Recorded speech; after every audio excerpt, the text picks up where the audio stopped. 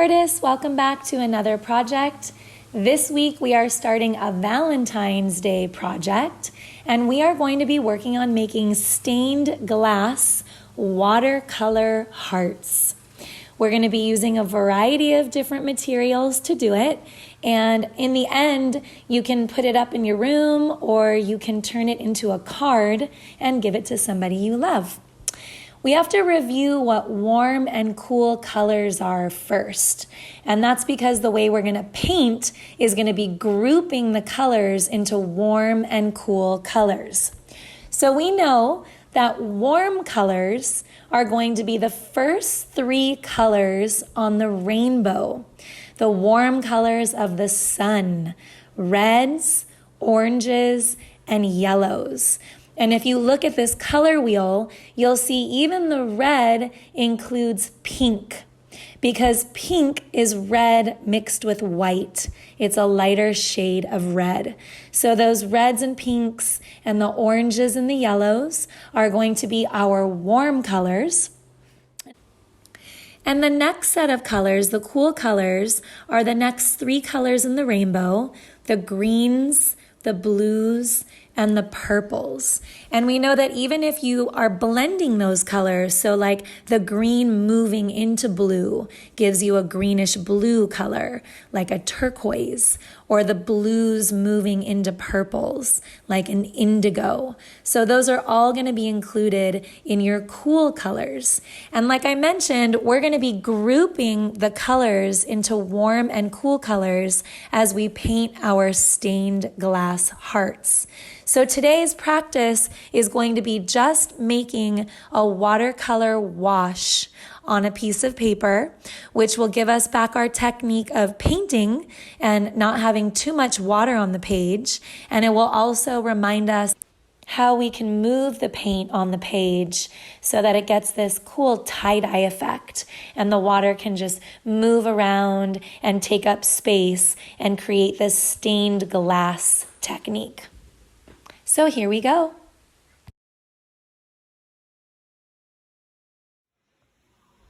We're going to begin by just practicing a watercolor painting technique, and I call it a watercolor wash, just to get the paint on the page and to remember our proper technique of using a watercolor palette and how to get watercolor on the page without mixing colors in the palette and without getting too much water on the paper so that it tears. So today again is just a practice. We're not going to use this masterpiece paper for our final project. It's just to get our technique back in our brain. So you're going to need your paintbrush with water. You're going to need a paper towel, and you're going to need your watercolor palette, which is all of the paints in one place, and some thicker white paper if you have it. Printer paper can work because it is practice, but you might want two pieces, one underneath it, because the water will soak through the first page pretty quickly and easily. So we begin by taking our paintbrush and swirling it in our water to get enough water on the brush.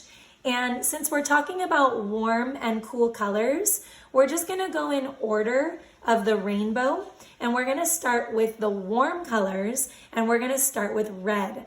So I'm swirling my wet brush in the red paint palette, and then I'm going to take that.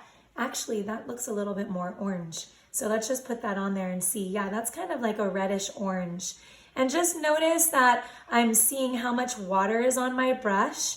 And the more I paint down, the more water comes on and the lighter it makes the color, right? So it started with the darkest amount of paint, and as you paint down, the gradient, it gets lighter and lighter. So I'm starting with this reddish orange, and I'm gonna go back and I'm gonna wash the paint off my brush in the water, and then I'm gonna find the real red on my palette, which kind of looks like maybe it was this one to begin with.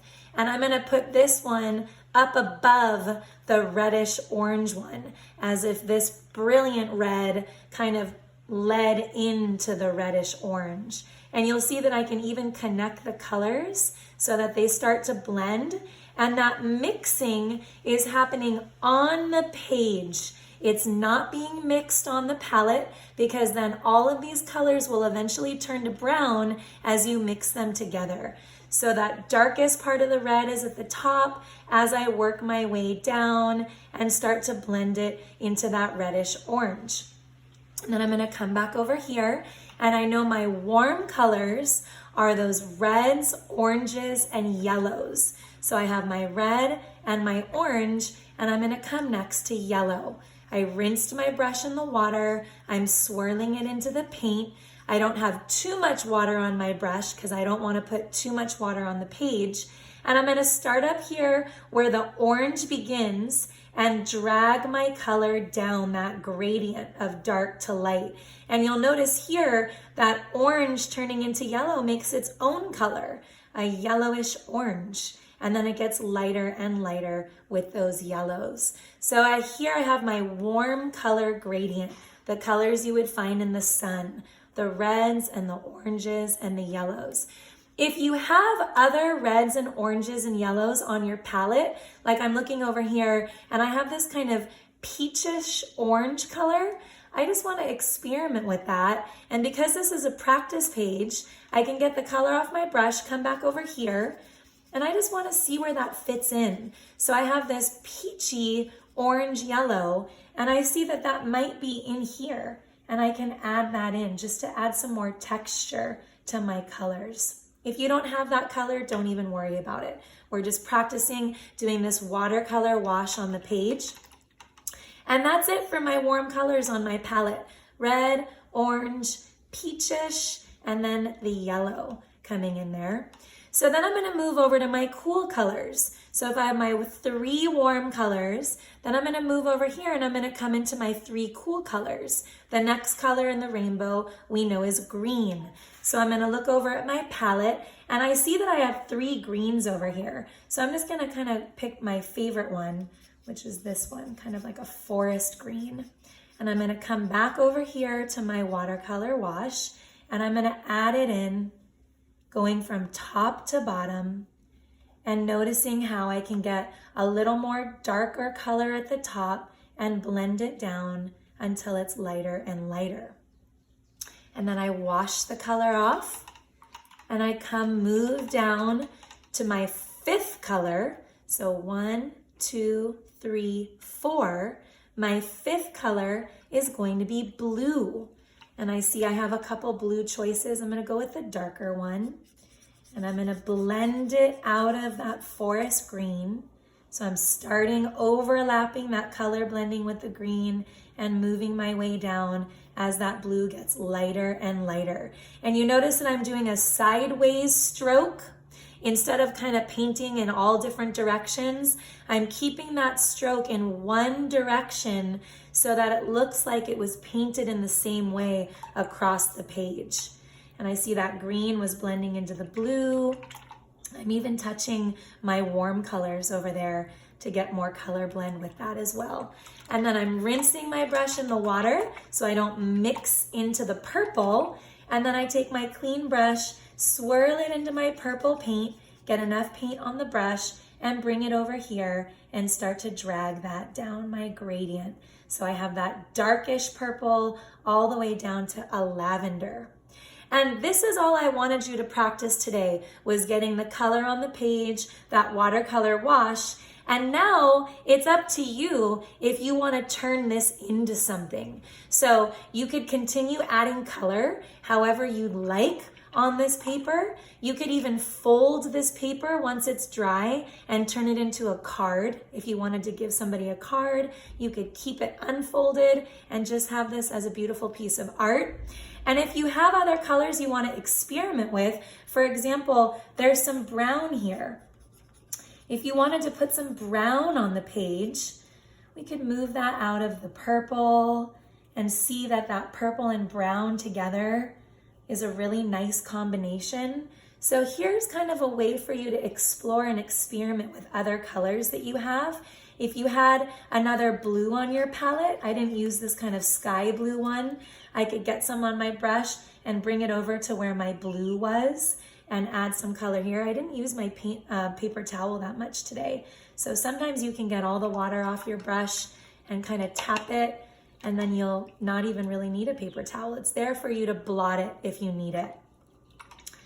But I also had this kind of cool lime green that I didn't use yet. I could bring that over and blend that into the green that I had on my page over here.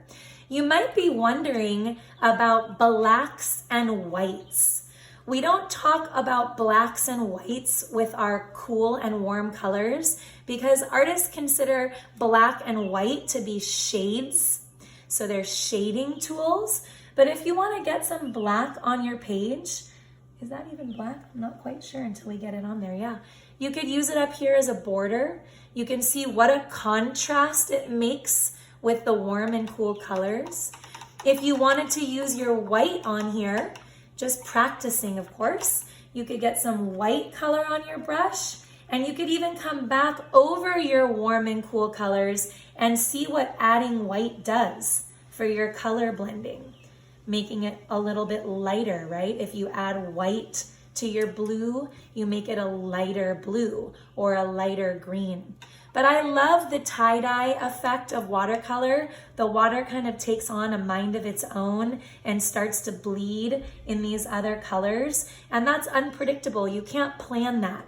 So you just kind of go with it and you let go of your expectations of trying to fit your colors in a tight little box. That's more for colored markers and crayons. So just continue with that until you've got enough color on your page, and then you get to use this watercolor wash for whatever you like, stationery, or just put it up in your room as art.